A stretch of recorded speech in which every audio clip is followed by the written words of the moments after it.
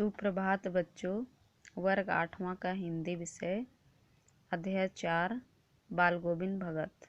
पिछली कक्षा में हम लोग बाल गोविंद भगत पाठ को पेज नंबर 12 तक पढ़े थे। आज हम लोग उसके आगे पढ़ेंगे। तो बाल गोविंद भगत एक गृहस्थ हैं। वे खेती बाड़ी का काम करने वाले हैं। तो जो कुछ भी वे पैदा करते हैं उसको सबसे पहले कबीर पंथी मठ में भेंट स्वरूप चढ़ाते हैं और प्रसाद के रूप में उन्हें जो कुछ भी मिलता है उसी से वे अपना घर परिवार चलाते हैं। तो लास्ट पैराग्राफ। आषाढ़ की रिमझिम है, समूचा गांव खेतों में उतर पड़ा है। कहीं हल चल रहे हैं, कहीं रोपनी हो रही है। धान के पानी भरे खेतों में बच्चे उछल रहे हैं। औरतें कलेवा लेकर मेड़ पर बैठी हैं। आसमान बादल में घिरा, धूप का नाम नहीं। ठंडी पुरवैया चल रही है। ऐसे ही समय आपके कानों में एक स्वर तरंग झनकार सी कर उठी। मतलब बरसात का मौसम है। तो बरसात के मौसम में गांव के सभी लोग अपने अपने खेतों में काम करते हुए नजर आते हैं। तो उसी प्रकार यहाँ गांव के सभी लोग अपने अपने खेतों में काम कर रहे हैं। कहीं हल चल रहा है तो कहीं रोपनी का काम हो रहा है। तो बच्चे बरसात के मौसम में बहुत ज़्यादा खुश नज़र आते हैं। वे धान के पानी भरे खेतों में उछल कूद कर रहे हैं और औरतें अपने साथ कुछ भोजन लेकर मेड़ पर बैठी हुई है। पूरा आसमान बादलों से घिरा हुआ है, कहीं धूप दिखाई नहीं दे रहा है और पूरब से ठंडी ठंडी हवाएं चल रही है। ऐसे समय में कानों में एक स्वर तरंग झनकार सी कर उठी। मतलब गानों का स्वर सुनाई पड़ता है। यह कौन है, यह पूछना ना पड़ेगा। बाल गोविंद भगत समूचा शरीर कीचड़ में लिथड़े अपने खेतों में रोपनी कर रहे हैं। तो उसी प्रकार बाल गोविंद भगत भी अपने खेतों में काम कर रहे हैं। वो कीचड़ के साथ पूरी तरह से समाहित हो गए हैं। उनकी अंगुली एक एक धान के पौधे को पंक्तिबद्ध खेत में बिठा रही है। वो धान की रोपनी कर रहे हैं, एक एक पौधे को पंक्तिबद्ध तरीके से खेतों में रोप रहे हैं। उनका कद एक एक शब्द को संगीत के जीने पर चढ़ाकर कुछ को ऊपर स्वर्ग की ओर भेज रहा है और कुछ को इस पृथ्वी की मिट्टी पर खड़े लोगों के कानों की ओर। तो वो धान की रोपनी के साथ साथ गाना भी गा रहे हैं। तो उनके गानों को सुनकर ऐसा लगता है मानो कुछ गाने ऊपर स्वर्ग की ओर जा रहे हैं और कुछ गाने पृथ्वी पर मिट्टी पर खड़े लोगों के कानों की ओर। कहने का मतलब यह है कि आसपास में जो व्यक्ति खेतों पर काम कर रहे हैं उनके कानों तक भी सुनाई पड़ रही है। बच्चे खेलते हुए झूम उठते हैं। इस तरह के संगीत को सुनकर, गानों को सुनकर बच्चे भी झूमने लगते हैं। मेड़ पर खड़ी औरतों के होंठ कांप उठते हैं। वे गुनगुनाने लगती है और मेड़ पर जो औरतें बैठी हुई है वे भी बाल गोविंद भगत के गानों को सुनकर साथ में गुनगुनाने लगती है। हलवाहों के पैर ताल से उठने लगते हैं। रोपनी करने वालों की अंगुलियां एक अजीब क्रम से चलने लगती है। बाल गोविंद भगत का यह संगीत है या जादू।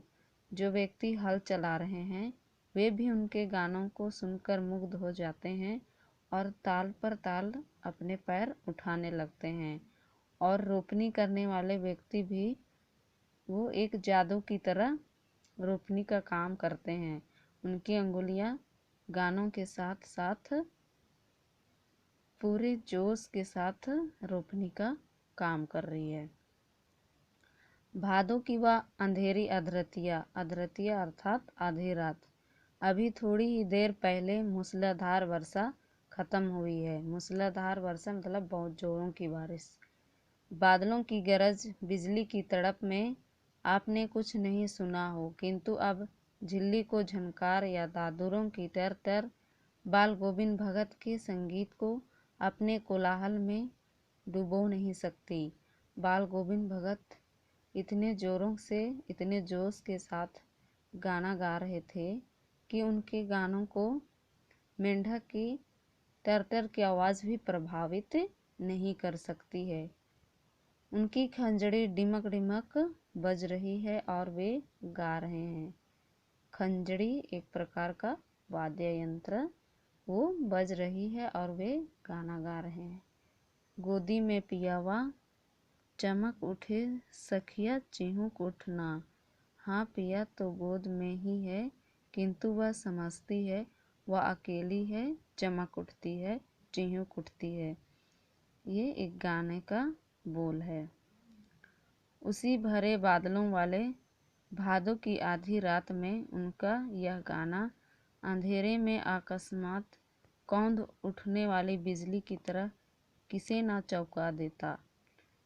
तो वे अंधेरी रात में, आधी रात में भी गाना गाते हैं। तो उनके इस गानों को सुनकर लोग आश्चर्यचकित हो जाते हैं। जैसे बिजली एक झटके में आती है तो सभी कोई चौंक जाते हैं, तो उसी प्रकार उनके गानों को सुनकर भी लोग चौंक जाते हैं। अरे, अब सारा संसार निस्तब्धता में सोया है।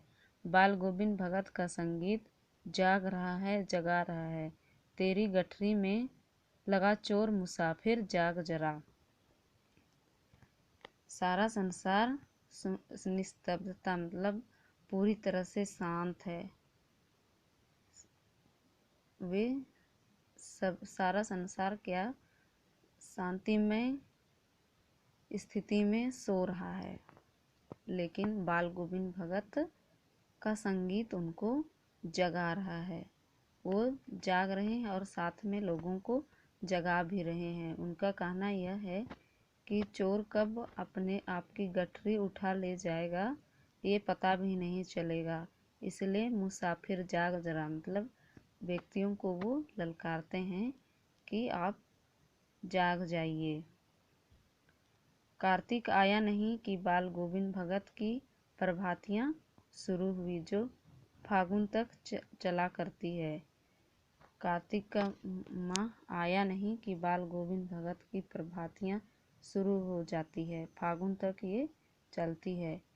वो उनका दिनचर्या शुरू होता है कि वो क्या क्या करते हैं। इन दिनों वह सवेरे ही उठते हैं, न जाने किस वक्त जगकर वह नदी स्नान को जाते। गांव से 2 मील दूरी पर है। लोगों के सोते ही रहते ही वो सभी कोई सोते हैं, उसी वक्त सुबह में उठकर वो नदी स्नान करने जाते हैं। लोगों को ये पता भी नहीं चलता है। वहाँ से नहा धोकर लौटते हैं और गांव के बाहरी पोखरे के ऊंचे भिंडे पर अपनी खंजड़ी लेकर जा बैठते हैं।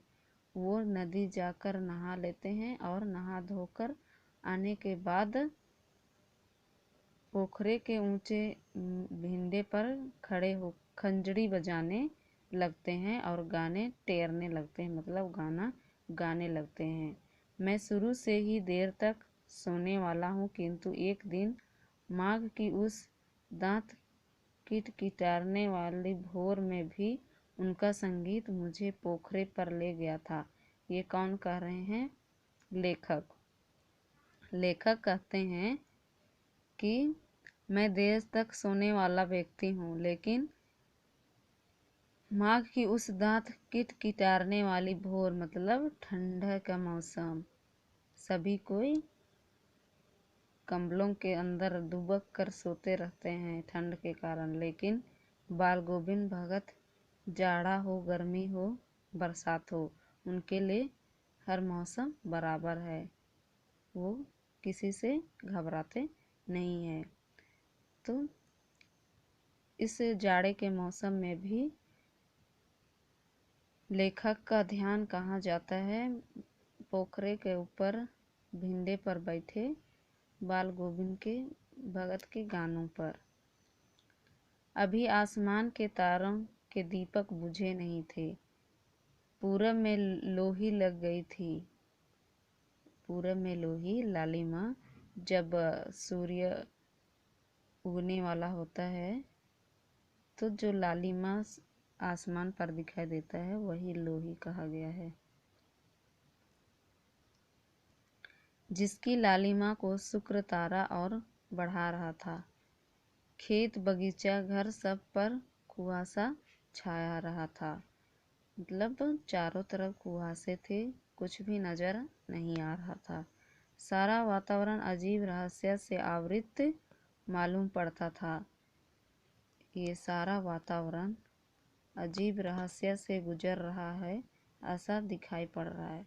उस रहस्यमय वातावरण में एक कुश की चटाई पर, कुश मतलब एक प्रकार की घास से बनी हुई चटाई पर पूरब की ओर मुंह काली कमली ओढ़े बाल गोविंद भगत अपनी खंजड़ी पर लगातार बाल गोविंद भगत खंजड़ी लिए हुए बैठे थे।